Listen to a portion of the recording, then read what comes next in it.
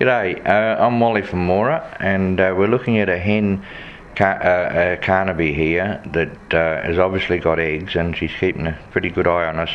And these logs are actually trees that have come down on farms or along the road verges, and I rush out and cut them up, and some of them have only got about 150 centimetre centre, which I burn right out to about 2 foot in the old measurement. And so far the first ones I've put up have seen 34 babies in the first nest, and it's been up 30 years.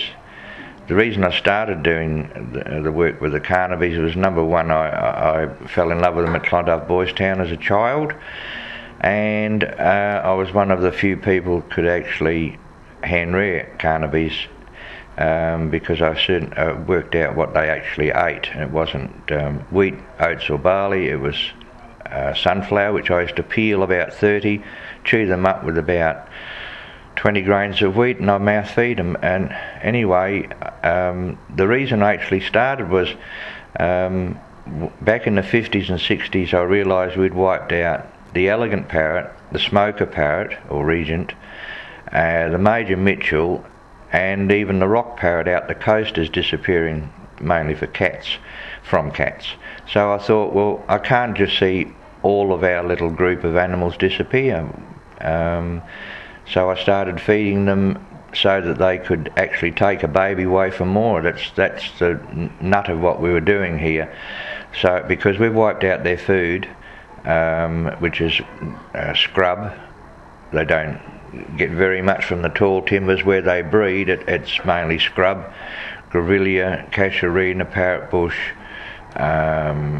eremophilus, small scrub, a couple of 3 metres high. There's one up at Mora SEC Hill, which I don't know the name of it, but that hasn't produced seed for about 6 years of any note. And I've also found out that the Carnabys, because we've halved our rainfall through over-clearing, yes, over-clearing, pure and simple, we're not getting the rain we used to get. And of course the birds are now evolving into eating other foods to compensate for what's been taken from them.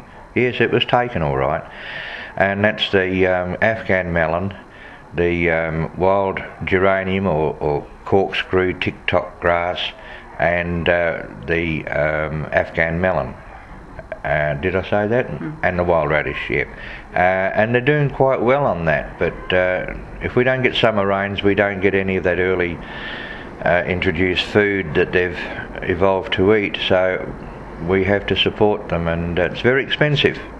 And we have raised it from tourists and local people, and this is a beautiful young male. It's only got, going by the tail feathers, which are quite short, I'd say probably 8 days at the most, and it'll be gone. And we are now, I'm suspicious, it's only my theory, but we're breeding up to 90% of males all over, from Coomerdale to Wannamal. And now that we've been so successful, we have to start to rethink a little bit as to how many more we can just keep breeding indefinitely, and have a Merry Christmas and a healthy New Year.